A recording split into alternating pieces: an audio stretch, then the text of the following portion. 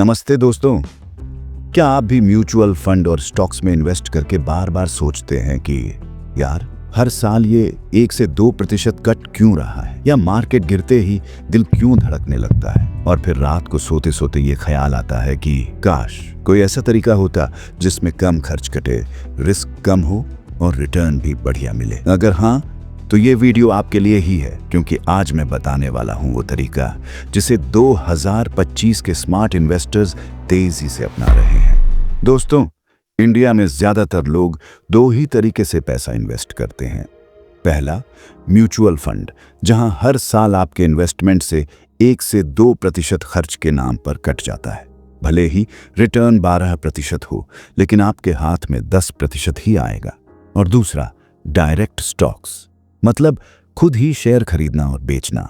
इसमें प्रॉब्लम यह है कि अगर मार्केट ऊपर गया तो बढ़िया, लेकिन अगर नीचे गिरा तो नींद उड़ जाती है। आपने भी कभी ऐसा किया है? किया है तो कमेंट में किया है जरूर लिखना। अब मैं आपको बताता हूं उस तरीके के बारे में जो इन दोनों झंझट से बचाता है, और वो है ETF, यानी एक्सचेंज ट्रेडेड फंड। अब आप सोच रहे होंगे ETF क्या है? तो सीधा और आसान भाषा में समझिए। ETF एक ऐसा फंड है जिसमें कई कंपनियों के स्टॉक्स एक साथ होते हैं, जैसे एक थाली में कई आइटम्स। आप इसे स्टॉक मार्केट में शेयर की तरह कभी भी खरीद और बेच सकते हैं। म्यूचुअल फंड की तरह NAV का इंतजार नहीं करना पड़ता। अब सबसे जरूरी बात, इसमें फायदा क्या है? पहला, कम खर्च।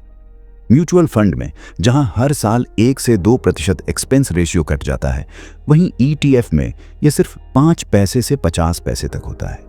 यानी 1 लाख का इन्वेस्ट किया तो ETF में सिर्फ 50 से 500 रुपए तक खर्च होता है। वहीं अगर म्यूचुअल फंड में देखें तो वो लगभग 1 से 2,000 रुपए तक होता है। अब आप खुद सोचिए, कम खर्च मतलब ज्यादा प्रॉफिट। दूसरा फायदा, लिक्विडिटी। म्यूचुअल फंड बेचने के लिए रिडीम करना पड़ता है, 1 से 2 दिन का टाइम लगता है, लेकिन ETF में ऐसा कुछ नहीं होता। आप स्टॉक मार्केट के टाइम पर कभी भी बेच सकते हैं। तीसरा और सबसे बड़ा फायदा, डाइवर्सिफिकेशन।